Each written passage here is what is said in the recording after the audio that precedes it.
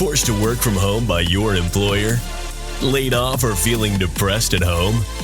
Do you want to make money working from anywhere? We'll show you how to do it from your couch. It's time for another episode of the Work From Home Show.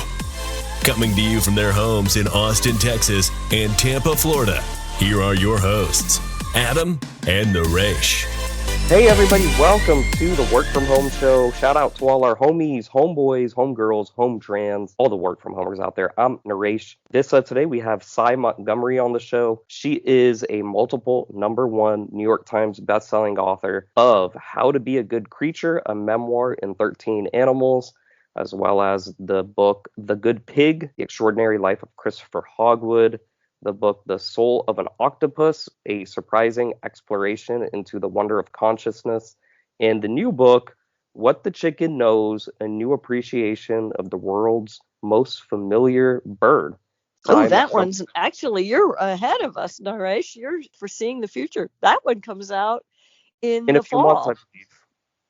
Yeah. Well, by the time this episode is out, it won't be out yet, but it's upcoming. So. Oh, thank you for promoting it. That's great. We'll promote that one too, and that's the great thing about podcasts because they don't disappear. 20 years from now, people are going to listen to this episode, and What the Chicken Knows will be included in the episode. So. Oh, terrific! Thank you, Cy Montgomery. Thank you so much for joining us on the Work From Home Show. No, I am thrilled to be here with you. I'm just very curious about a lot of different things because this is a genre that I personally am not interested in.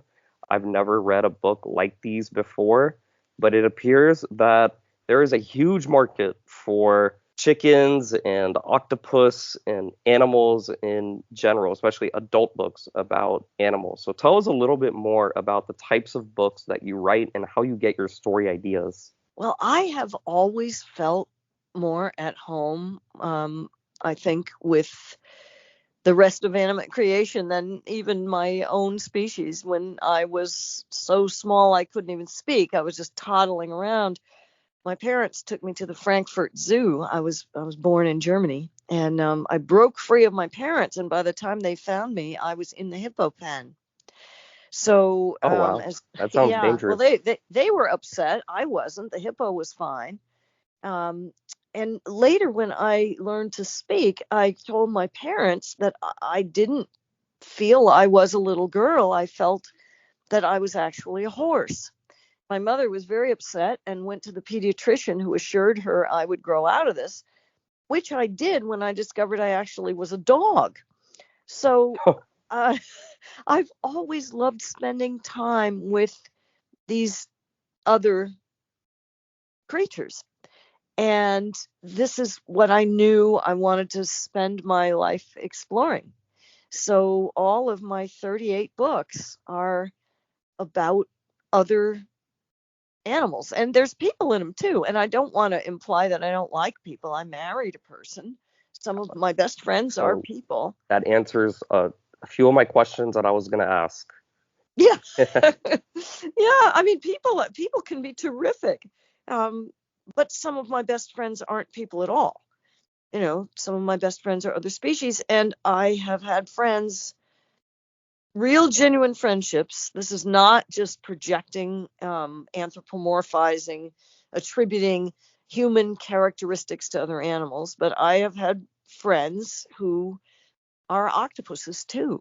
And to be more different from a human than an octopus, you'd have to go into outer space or science fiction. So it seems peculiar.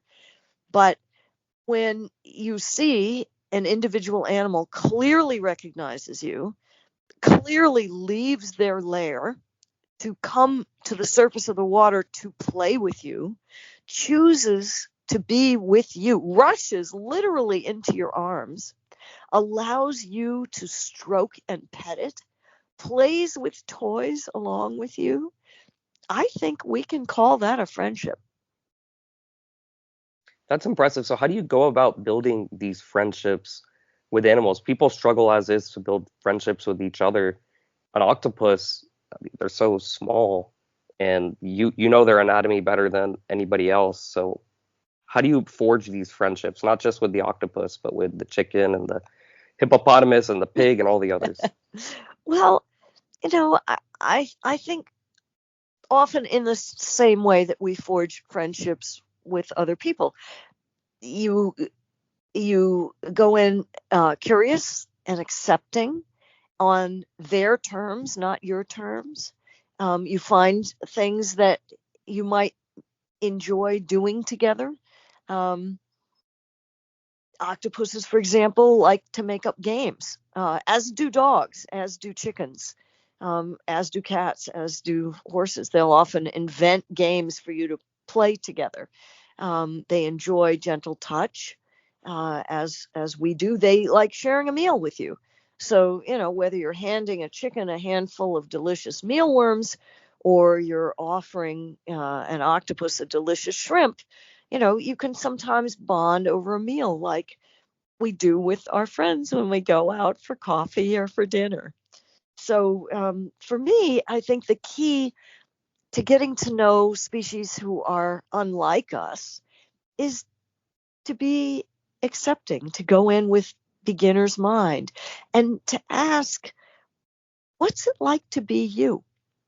Because really, when you meet a new person, that's the biggest compliment you can give to that person. Your curiosity, your willingness to learn who they are.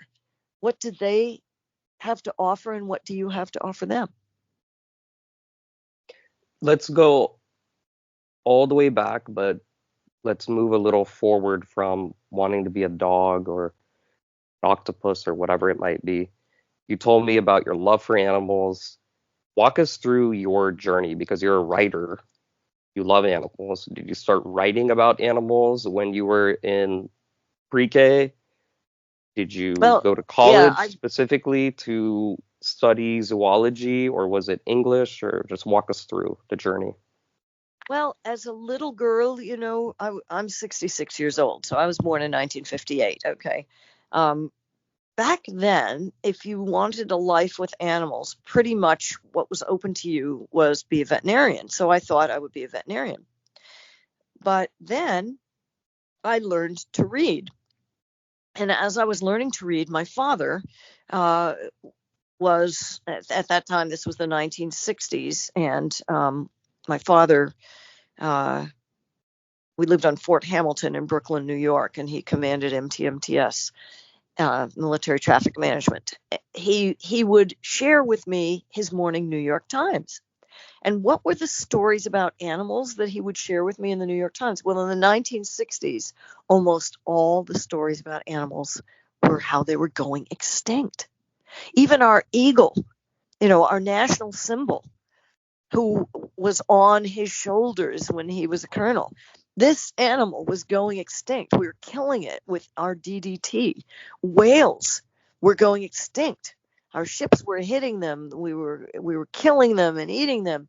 And I knew about extinction because I was crazy about dinosaurs as a little girl and was devastated when I learned that they were extinct. But they went extinct because of a meteor. And these animals that I loved were going extinct because of humans. And it was right then and there that I saw the power of writing and decided that maybe I could save and help more animals by writing about them and reaching out to my fellow humans than I could even as a veterinarian healing animals who were sick or hurt. So that's what I decided to do. So I went to college. I triple majored. I would have quadruple majored, but I was the first triple major they'd ever had. So I majored in magazine journalism, psychology, and I had a third major in French language and literature because I knew I was going to travel the world and I needed to know at least one language other than English in a decent enough way I could get around. I took a lot of biology, but they wouldn't give me a fourth major. I got out of school, started working for a newspaper, and after a year, I landed the position of science and medical writer. So I also got to write about environment. This was in New Jersey, which had more scientists and engineers per capita than any other state. So I was very happy to get that position with the Courier News based in Bridgewater, New Jersey. I worked for them for 5 years, covering all kinds of different stories, not just animals, but getting, my experience as a science writer, getting the experience of being edited, getting the experience of having 60,000 readers read what I wrote every day, writing on deadline. We had 5 editions a day. This was all very useful. And then my father gave me the gift of a trip to Australia, a ticket to go see this continent with all these cool animals on it. And I didn't want to just be a tourist. I wanted to see these animals, but more than that, learn about them and maybe even help them. And I found out about an organization called Earthwatch, which exists to this day and pairs paying laymen with scientific projects around the world, and allows you to work alongside scientists for the period of your vacation, just like a couple of weeks instead of having to quit your job. Well, I loved this so much. I ended up working with Dr. Pamela Parker studying the southern hairy-nosed wombat in the outback of South Australia. We lived in tents. We got to map the wombats' warrens, and we got to estimate their numbers by counting their little square pellets. And every day there were beautiful parrots flying overhead and kangaroos bouncing here and there. I loved it.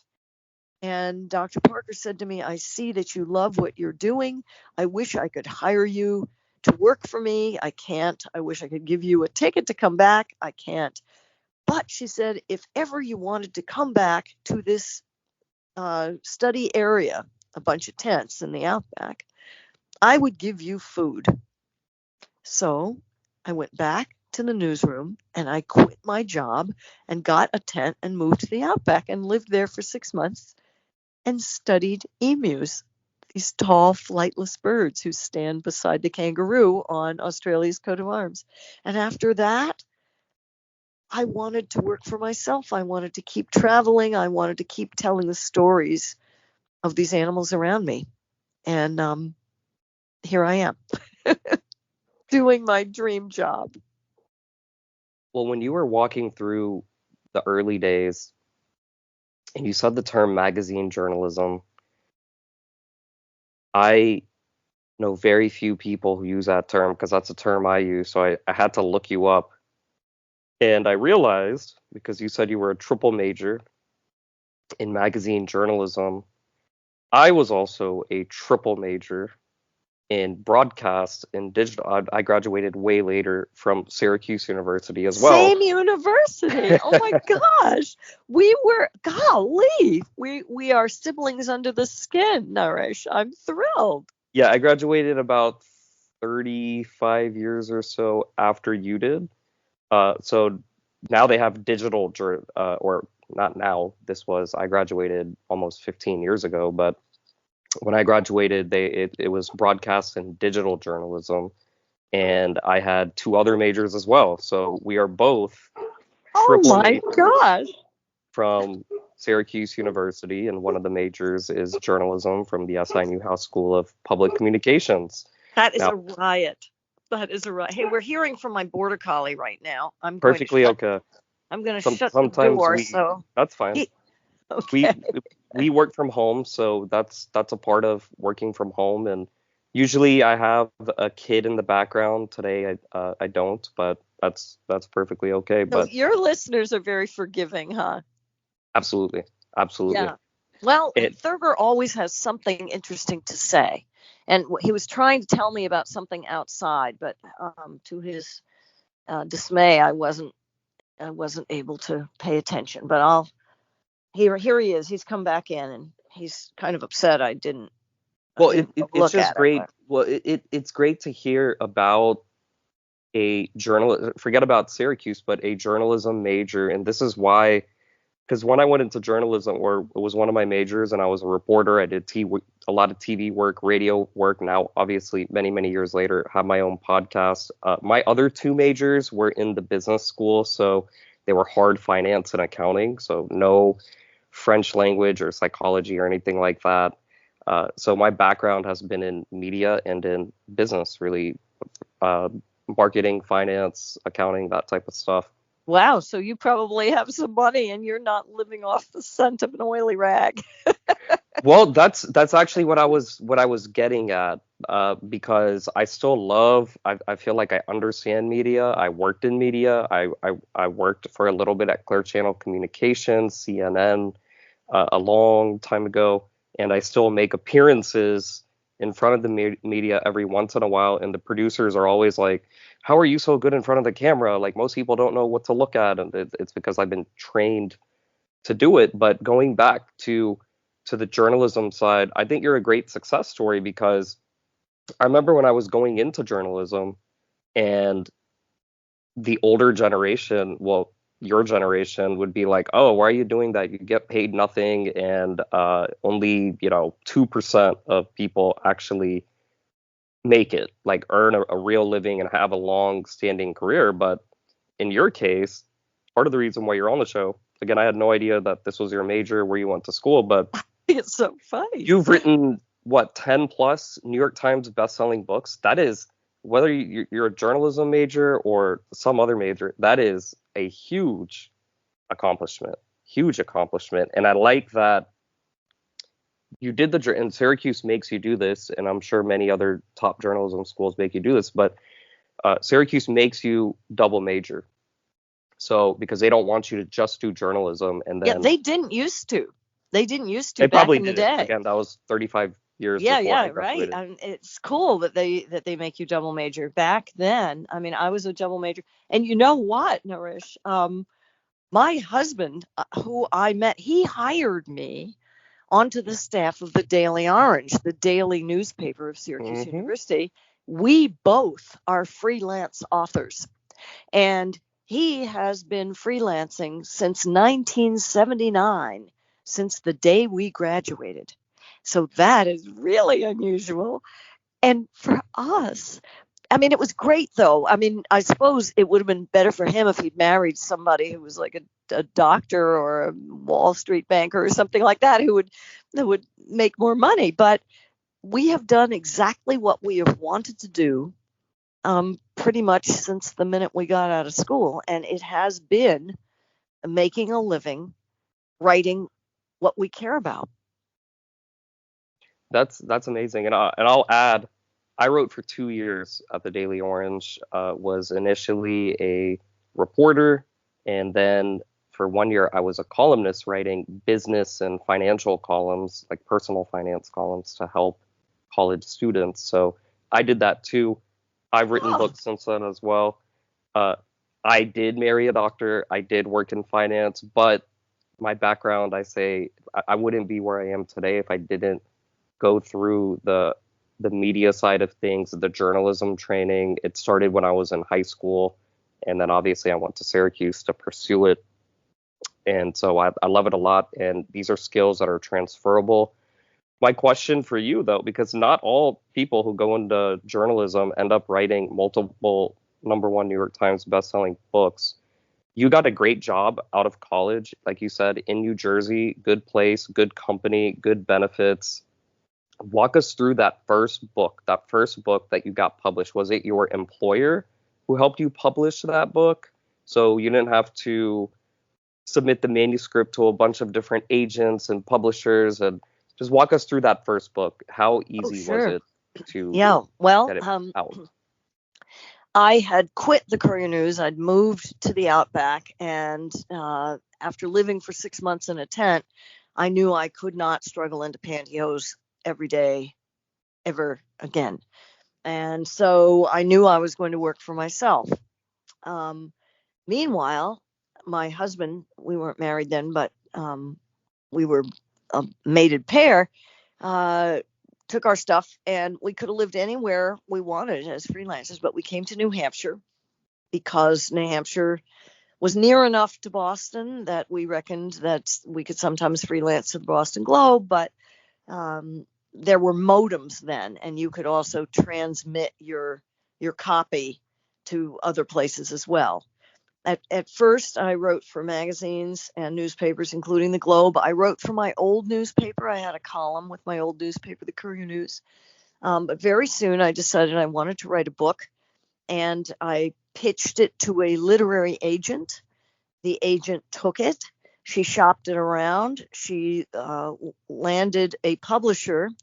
But as folks may or may not know, getting a publisher doesn't necessarily mean that they fund your project. So my first book idea, it was titled Walking with the Great Apes, and it was about my three heroines growing up, Jane Goodall, Dian Fossey, and Birute Galdikas, the three National Geographic sponsored women who studied humankind's closest relatives, the great apes. And all of them were proteges of Louis Leakey, the great paleoanthropologist. They were like a scientific sisterhood, and yet no one had written about the three of them, and no one had written what I conceived of as a biography, not necessarily of their lives with every single thing that ever happened to them, but a biography of their relationships with their study animals, because it was their relationships that allowed them to make these breakthroughs and change forever the study of animal behavior, which is called ethology. So, okay, we pitched this, and it was like McGraw-Hill picked it up, but they gave me an advance of only $15,000, which sounds like a lot of money, but it's not for a project that's going to take years to research, and you're going to have to go to Borneo to be with the great apes. You're going to have to go to multiple countries in Africa. I was going to have to interview Jane Goodall, who lives in England, several times, and I was going to go up to Canada to meet with Farley Mowat, who had written about Dian Fossey, who at that time had already been murdered by a poacher. And I was going to have to go all over the place and work on this for years. And the $15,000, you don't even get that up front. You get it in installments of 3. So on signing, you get $5,000, and then another $5,000 when you finish it, and another $5,000 on publication. And P.S., your literary agent deservedly takes 15% of that. So you're not engaging in an activity that's going to make you very wealthy.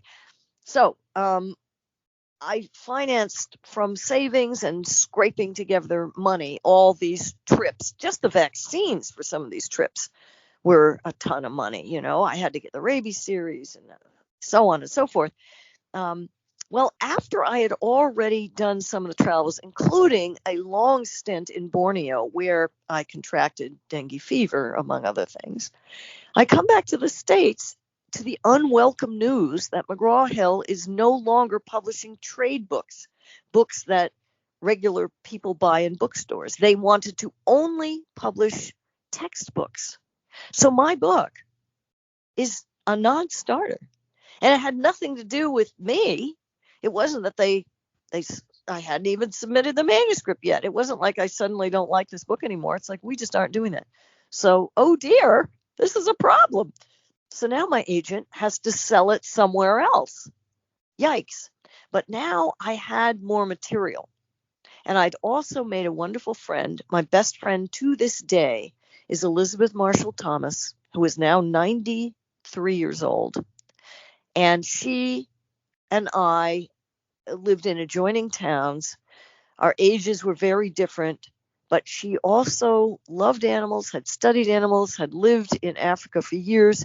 She had, at the time I met her, written 2 huge bestsellers, but years and years before. She was now working on a Paleolithic novel, and she was working with Houghton Mifflin, the publisher Houghton Mifflin, and her editor was Peter Davison.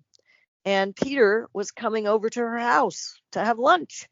And she told him about this writer who had this great book idea, and would he take a look? And he did, and he bought it, and he bought it for $50,000, which again was not a princely sum for all the work and all the years and all the travel, but it was sure better than a sharp stick in the eye, wasn't it? So that's how I got started with Houghton Mifflin. And Houghton Mifflin, when they sign a contract with you, they often put a clause in there that they get the rights of first refusal on your next book. And they wanted my next book and my next one. And after that, my writing was getting to be a little more well-known, and I published with some smaller publishers as well, collections of essays. And my agent took, I think, the next one after that out to auction, and I started getting better advances than I was even with Houghton, and so on and so forth. So it was good. There were some lean years for me and my husband, intervening, but we were both doing what we loved, and you can make it work. We are living proof that you can make it work. How many countries have you visited? You said that you've written, I think, more than 30 books. Yeah, I So think it's how many? 38 now. 38. So how many countries have you visited? What are your favorite countries to visit, or what have been your favorite trips? And does your publisher cover the costs of all your research? Oh, no, no, no, no. In fact, no publisher ever does that, pretty much.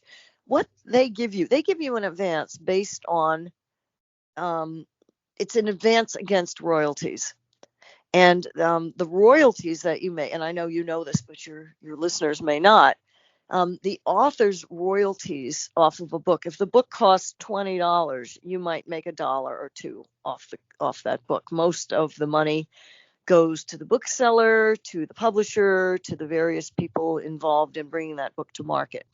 So if you get an advance of $1,000, they assume you're going to sell 1,000 copies because they want to make back their advance. So it has nothing to do with how expensive the book is. A lot of authors end up financing their own travels.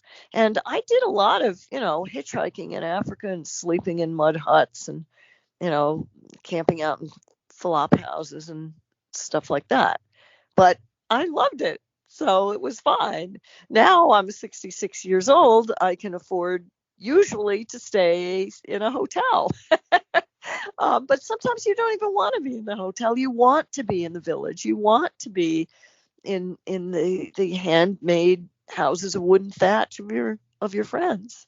And I love doing that. But yeah, if riches is what you're after, being an author isn't the way to go. But I know a number of super nice, super rich people, not a ton of them, but a few of them, and they'd love to be doing what I'm doing.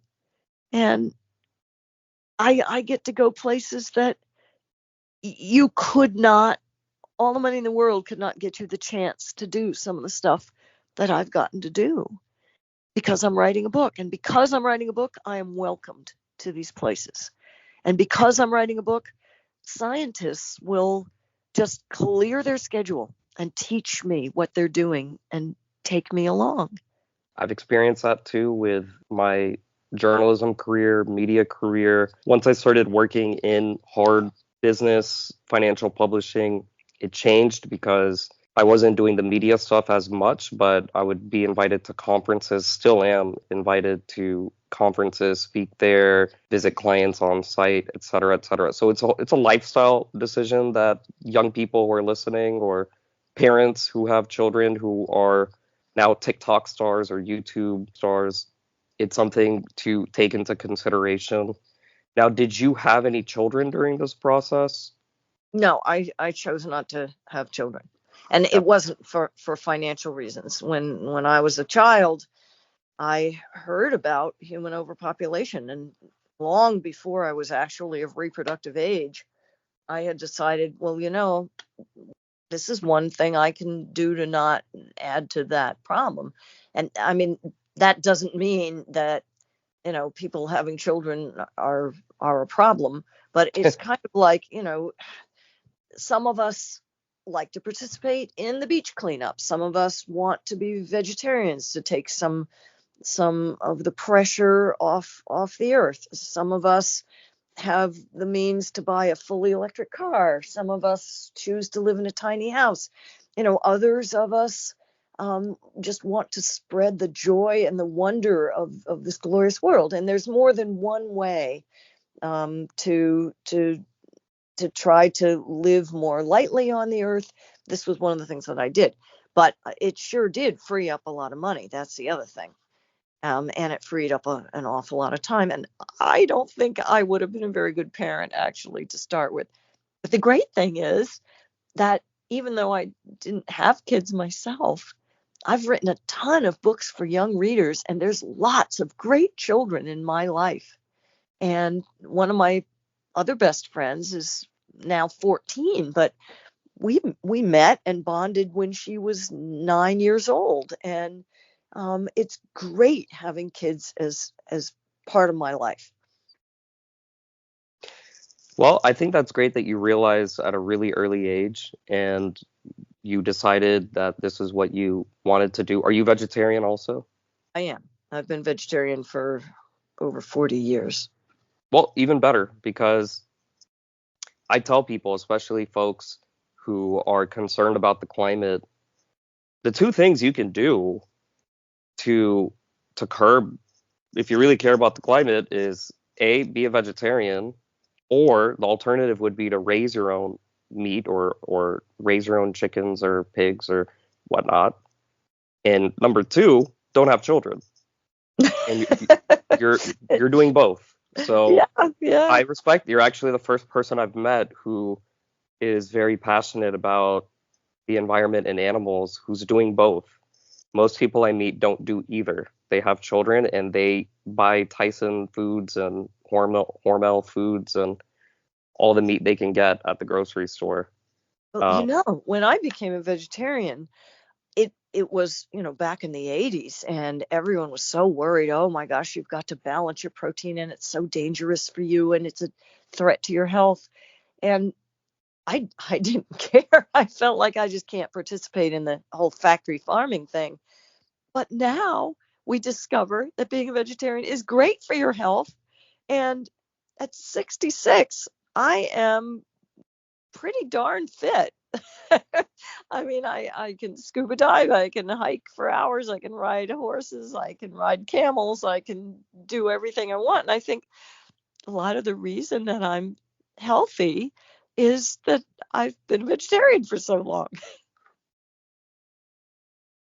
I agree. I'm a vegetarian myself, so that's another thing that I think we are kindred spirits here. This is amazing. Well, the difference is I'm not a huge environmentalist by any means. I didn't become a vegetarian because of the environment or anything like that. I apparently I do help the environment by being vegetarian, which I'm fine with. But for me, it had more to do with moral, philosophical, and health reasons, which I think are strong reasons to be a vegetarian. I'm almost vegan, actually, not just vegetarian, but I would say about 50 or 60% vegan, because we're vegan in the house. When we go out to eat, we're strictly vegetarian. Well, you look like a mighty healthy fellow, so it's probably doing right well for your family, huh? We'll see. We'll see how I do have kids, so I don't satisfy that requirement either. But we'll see how hopefully people say, oh, they're going to be scrawny and little and all this stuff. I grew up eating meat. I was scrawny and little still. Well, you know what? When you're sitting in that economy seat on the airplane, you're awful lucky that you're scrawny and little. You don't want to be one of these like people the size of a refrigerator trying to wedge themselves into these tiny seats. So there's good things about being scrawny and little. Well, Cy Montgomery, thank you so much for joining us on the Work From Home show. The website is cymontgomery.com. Cy is spelled S-Y. Just S-Y. Right. Hey. cymontgomery.com. Any final thoughts you want to share with our listeners or anything else you want to promote? Go Syracuse. Go Orange. Love it. Love it. So thank you once again. And to all our listeners, check us out at workfromhomeshow.com. Get on our mailing list there. Follow us on social media. If you have any questions, email us. Or if you have any comments, hello@workfromhomeshow.com. That's hello@workfromhomeshow.com. And until next week, keep on working from home.